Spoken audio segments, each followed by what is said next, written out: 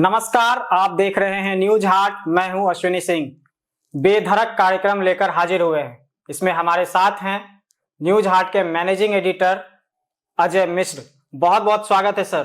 धन्यवाद अश्विनी जी। सर, बेधड़क कार्यक्रम में आज हम जो बात लेके आए हैं, मतलब जैसे वो कहते हैं ना, नदी की दो धारा जैसे आपस में नहीं मिल सकती है, लेकिन बिहार के सियासत में सब कुछ जो है सो संभव हो सकता है। कारण कि AIMIM के प्रमुख असदुद्दीन ओवैसी ने ऐलान कर दिया है कि वो NDA का समर्थन करेगी। कुछ शर्त भी रखी है उन्होंने। क्या शर्त रखी है वो आप बताइए, और ओवैसी के इस ऐलान को आप कैसे देखते हैं? देखिए, बिहार में तो प्रचंड बहुमत से सरकार बन गई नीतीश कुमार की, है ना। आप इनको किसी भी पार्टी का समर्थन की जरूरत नहीं है, ठीक। लेकिन आप लोग स्वेच्छा से अगर सरकार के साथ आना चाहते हैं तो यह भी सरकार के लिए एक उपलब्धि ही मानी जाएगी, खास करके असदुद्दीन ओवैसी जैसी पार्टी, है ना। क्योंकि पिछली बार याद होगा आपको 2020 में जब बहुमत की जरूरत हुई थी NDA को, है ना, 100 हालांकि अपना बहुमत था, लेकिन सरकार की मजबूती के लिए तो उस समय जो है जरूरत क्या कहता असदुद्दीन की ओवैसी साथ नहीं आई थी। वह महागठबंधन के साथ ही, है ना, अटखेलियां कर रहे थे। लेकिन इस बार ऐसी क्या है खासियत कि अभी सरकार बनी, मंत्रिपरिषद का गठन हुआ, विभागों का वितरण हुआ, है ना, मंत्री अपने अपने विभाग संभाल रहे हैं। इसी बीच जो है असदुद्दीन ओवैसी, है ना, ऐसा संकेत देकर सबको चौंका दिया। अब देखिए इसमें है कि कितनी सत्यता है, या नीतीश कुमार को भड़काने की कोशिश है, तोड़ने की कोशिश है। एक साजिश भी तो होती है राजनीति में, क्योंकि उनके 5 विधायक इस बार भी जीते हैं। पिछले बार में से तो 4 गायब हो गए थे, अब पाला बदल लिए थे। हाँ, वही है, बताते हैं। तो इस बार जो नीतीश कुमार पहुंचे हुए हैं, 85 सीट जीते हैं, अच्छी संख्या है ना। तो हो सकता है वह सबसे बड़ा दल बनने की कोशिश में भी हो, इच्छा भी रखते हो, क्योंकि भाजपा अभी सबसे बड़ा दल बन गया है, ताकि वह 10वीं बार जब वह मुख्यमंत्री बने तो उनका एक मन और भी होगा कि हम जो है सबसे अधिक सीट जीतने का भी रिकॉर्ड तोड़ दें। नहीं सर, वो तो बातें तब होगी ना जब वो चारों उनके 5 विधायक आके इसमें मिल जाएं, वो विलय कर जाएं। लेकिन वो तो समर्थन देने की बात कर रहे हैं। एक चीज तो हम बता रहे हैं कि लेकिन जो है ओवैसी कहते हैं हम समर्थन देंगे, तो समर्थन का ओवैसी का क्या अर्थ है? हम वही ना बताए, कहीं इसमें सियासी साजिश तो नहीं है। कुछ शर्तें भी रखी है उन्होंने सर। हाँ, शर्त तो रखी है कि भाई सीमांचल का विकास होना चाहिए। तो सीमांचल का विकास अभी तक नहीं हो रहा है क्या? और नहीं, उनकी नजर में नहीं है, सड़क ये सब सुविधा होनी चाहिए। जो उन्होंने अपनी शर्त रखी है उनके अनुसार केवल पटना या राजगीर जैसे शहरों तक ही सीमित नहीं रहना चाहिए विकास का काम। सीमांचल के लोग आज भी पलायन, बेरोजगारी और भ्रष्टाचार की मार झेल रहे हैं। ग्रामीण इलाकों में सड़क, स्वास्थ्य और शिक्षा जैसी बुनियादी सुविधाओं का अभाव है। तो ये उनका है। बोले कि यह अगर नीतीश सरकार पूरा कर देती है तो हम इनको पूरा समर्थन देंगे, है ना। तो इसके पीछे यही तो है कि या तो फिर उनका ओवैसी का जो है जमीर जाग गया, है ना, या फिर कहीं ना कहीं इसमें सियासी चाल है। तो सर कहीं ऐसा तो नहीं है कि जो उधर भाव नहीं मिला, बार बार गए, मतलब कई बार बोल रहे थे कि जो हम कोशिश कर रहे थे फोन तक नहीं उठाया गया, तो भाव नहीं मिला तो कहीं प्रतिशोध के भावना से इधर समर्थन देने की बात कर दी हो? नहीं, अपनी मजबूती के लिए, क्षेत्र में विकास के लिए, इसके लिए भी तो लोग सरकार का समर्थन करता है। एक चीज और सर, जिस हिसाब से समर्थन करने की बात कर रहे हैं वो भी ओवैसी, क्योंकि भाजपा जो अपने एक विचारधारा है, ओवैसी उसकी अपनी एक विचारधारा है उनकी, दोनों की जो विचारधारा है वो कहते हैं एकदम नदी की दो किनारे की तरह है, जो कभी मिलना बड़ा मुश्किल है। तो ऐसे में सर जो विपक्ष बार बार आरोप लगा रहा था, सवाल सर मेरा सुन लीजिए, कि विपक्ष बार बार जो आरोप लगा रहा था कि ये ओवैसी भाजपा की बी टीम है, भाजपा की बी टीम है, तो कहीं ये तो फिर साबित हो जाएगा ना। देखिए, ये जो है इनकी चाल, हम बोले ना कहीं कोई सियासी चाल तो इनकी नहीं है।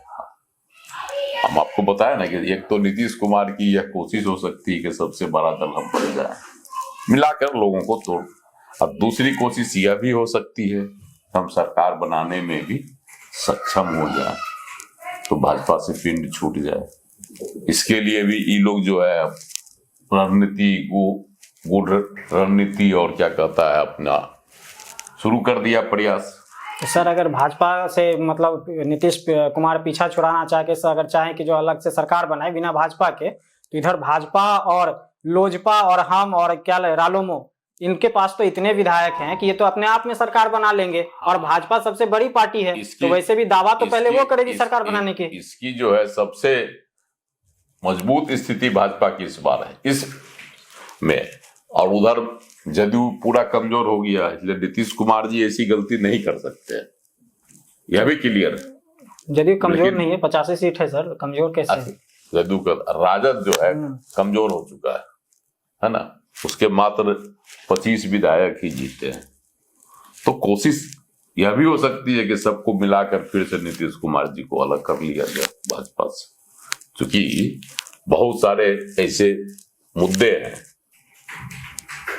जिस पर कयासबाजी लगाई जा रही है। नीतीश कुमार संतुष्ट नहीं है ना, जैसे गृह विभाग ले लिया गया है ना, अध्यक्ष पद की कुर्सी जो है, विधानसभा अध्यक्ष पद की, वह कुर्सी जो है भाजपा के खाते में ही जाने वाली है। दोनों उप मुख्यमंत्री का पद जो है भाजपा ने अपने हिस्से में ले लिया।